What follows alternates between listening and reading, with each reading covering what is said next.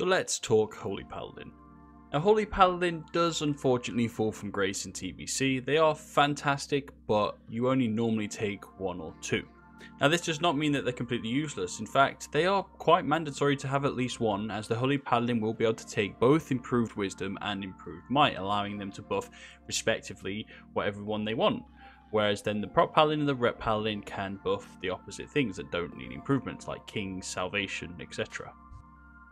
So why exactly have Holy Paladins kind of fallen from grace? Now the main thing is that Prot and Retribution become extremely viable in TBC, in fact almost mandatory to have at least one of each, meaning that they can cover two of the 3/4 blessings that need to be covered. On top of that, Shamans kind of get added into the mix, and they are also fantastic as well. So your lack of AoE healing kind of is your downfall, whereas Priests and Shamans have Chain Heal and Fray of Healing, and Druids are just fantastic at spread healing the tanks at all times, so Paladins kind of fall there. However, don't get discouraged, they are still fantastic to have at least one of, and will basically be the bread and butter of keeping your tanks alive most of the time. So let's talk a little bit about races. Is there any massive advantage? No, not really. Blood Elves are pretty damn good. They provide an AoE silence, which is fantastic for dungeons and is probably best in slot for PvP, whereas Dwarfs are able to remove some of the most nastiest buffs in the game.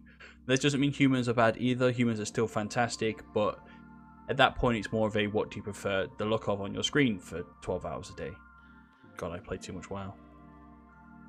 So let's dive into talents. Now everybody's got a bloody opinion. Every single person's like, nope, this is better, because the talent system breeds that sort of thing. You can change little bits here and there, but this build on screen now will show you basically the basics of it. This is the foundation. If you wish to change this in the future when you get more comfortable with Holy Paladins, you do you boo-boo, but this will get you started. For gearing your Holy Paladin, it is super easy. It's healing power, crit and MP5, intellect, and then haste. Now, the main reason for this is that healing power is king in most times. Intellect is fantastic if you've got really long fights. Now, in the TBC classic versions of bosses, I don't think the fights are going to be extremely long. Some might be, but not all of them. Whereas on Endless at the moment, our fights are extremely long because bosses have like 3 times the health they're supposed to have. So I have quite a bit more intellect than I do healing power, but that's just longevity. In TBC Classic, unless they buff the boss's health majorly, I don't think this will change. It will be literally healing power, crit MP5, intellect, and then haste. Now, it's very important to note, Spirit is absolutely dog crap for you. You don't have meditation, which allows a portion of your mana to regenerate even while casting, like Druids and Priests do, so you lose out on the bonus of Spirit. This means that you need MP5, not Spirit.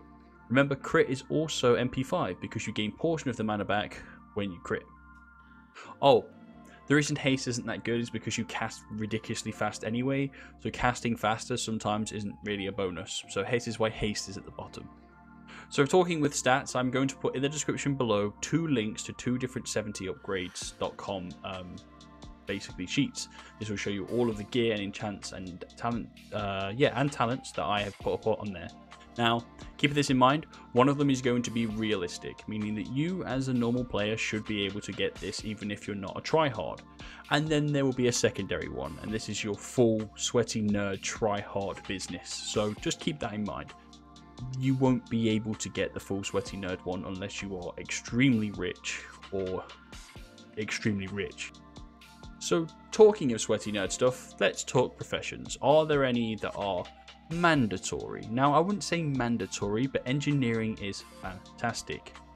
The engineering male healing goggles, yep, the male ones, they're called living something specs, are absolutely incredible. They beat all of tier 4 and tier 5 helmets, and they even rival tier 6 helmets. Now, in a recent interview, they did kind of let slip that goggles will be in patch 1. However, until I see it, I'm not going to believe it. So once the beta comes out and we get confirmation that goggles are in patch 1, because they weren't in the original TBC, they came in way later on, but if they are there, then I would definitely be going engineering as a Holy Paladin.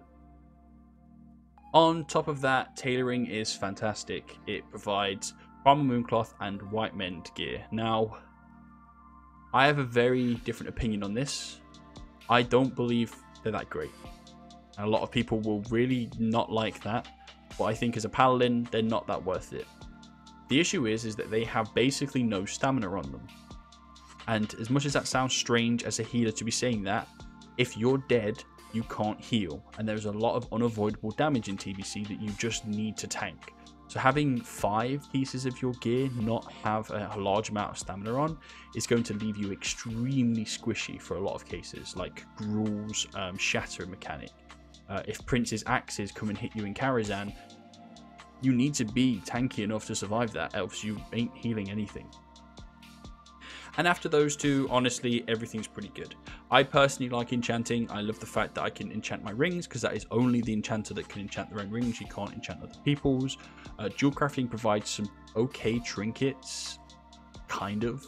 And epic gems only usable by you. Alchemy gives you a fantastic alchemy stone, but this is not until a way later patch. And if they do put the very powerful alchemy stone in at the beginning, then alchemy is going to be fantastic as well, but I don't think they will, because it's pretty ridiculous.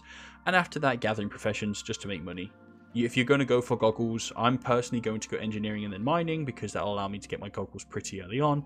And once I have my goggles, I might drop the mining and pick up enchanting with enough mats in the bank already to power level it up to get my ring enchants, because I think they're fantastic.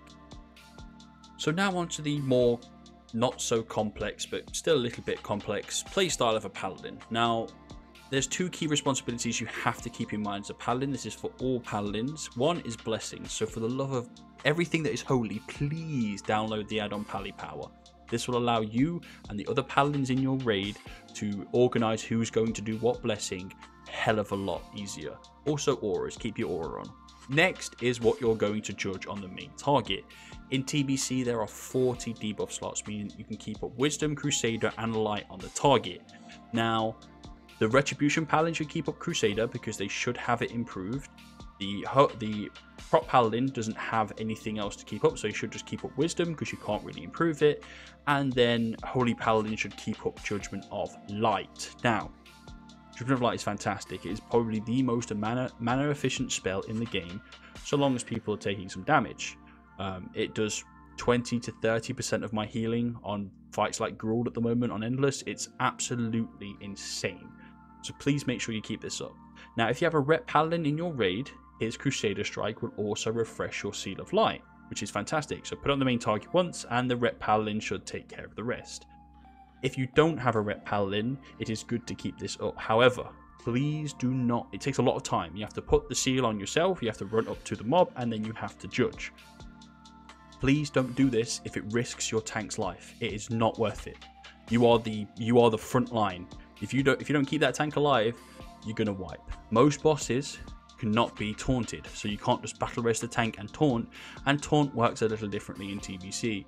So you need to make sure the tank survives. That is your big job. So don't put Seal of Judgment of Light up if it's going to cost you your tank's life. Okay? Just keep that in mind.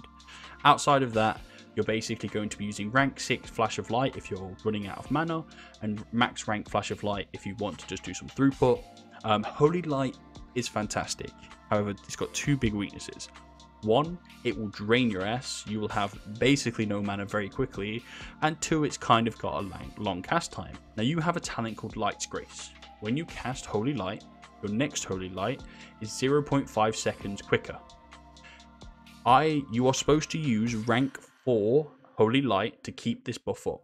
So before the pull, I will cast a rank 4 Holy Light because it's mana efficient, and it will just give me the buff then for 15 seconds. Meaning if I have to cast a Holy Light, I can quicker, okay? Because that's your emergency. Oh my god, the tank is going to die. Can I get this off? And 0.5 seconds is a lot of time. So use rank 4 Holy Light to keep this buff up on yourself. You then have Holy Shock. It's pretty bad still.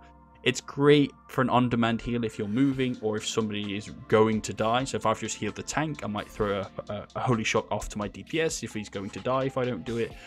But most of the time I avoid it because it's not that good healing to mana at all. It's pretty bad. You then have 2 cooldowns. One is Divine Favor, making your next heal a guaranteed crit. Please use this on your max rank Holy Lights and max rank Holy Shocks. Actually, never down rank Holy Shock, actually. Don't ever do that. So only use max rank Holy Shock, but only use it really on those two because you get a portion of the mana back that you spend if you crit. This forces it to crit, so you'll gain loads of mana back, and it's super efficient. And a max rank Holy Light, if the target has Blessing of Light on them, is literally a lay on hands. It's so powerful, but yeah, it takes all your mana. And then you have Divine Illumination, which is your final talent of your Holy Tree, which reduces the mana cost of everything by 50%. This is good. It's not amazing, but it's good. And it's like, for instance, when Gruul hits this 20% in rage, I pop this, I make sure I have this bad boy ready, and I just spam Holy Lights into him. I don't care if he's not going to get it, because if he takes 2 hits or gets parry hasted, the boss will kill him. So at that point, I go, right, screw all my other techniques, and I just put this on to give me as much mana as I possibly can, and just spam. So there's one other thing. As a Holy Paladin, you take improved Lay on Hands. This is probably one of the most powerful cooldowns in the game, not for its heal. When you improve it, it will increase the target's armor by 20% for the 2 minutes, I want to say, I might be wrong. This stacks with either the Shaman's or the Priest's armor buff when they crit, okay? So for instance, on Gruul, no matter what my mana is at, once the boss hits 20%, I slap a Lay on Hands on the main tank and I drink a mana potion to get and then I pop Divine Illumination. This will save your tank, okay? This 20% armor is a godsend, so please make sure that you're using this. It is on a 40-minute cooldown, so be sparing with it. If everybody's dead, don't use it, obviously, but there are times like Prince Phase 2 in Karazhan and Gruul Final Phase where you want to use it. After that, there's one simple thing we need to talk about, and that is pre-healing. Please, as a healer, you need to understand what pre-healing is. It is the most broken thing in the game. Essentially, you will be casting a heal in preparation for damage. So if my tank is at 100% HP, I will start casting a heal. If my tank does not lose any health by like the last few milliseconds or couple of seconds of my heal cast, I will cancel the cast. This then allows me to react to damage far quicker. If you wait for the tank to take damage and then you start healing, he will die in a lot of circumstances, and pre-healing is the only way of keeping them alive, definitely as a paladin where you're given the job of solo healing. So you'll see now in the video in front of you, I will cast a heal and then I'll jog to the right. I'll cast a heal and then I'll jog to the right. Don't jog to the right like I do. I just didn't set up a cancel cast macro because I'm very bad at the game, but you can make a macro, I think it's / cancel cast. You have to double check that, and what that'll do is allow you to stop the current cast. So you get up to like the last few milliseconds of the heal. If the tank is at full health, you cancel it. Now, this does not break the MP5 rule. If you do not finish the cast, you do not break the MP5 rule, meaning that you are regenerating loads of mana even while doing this.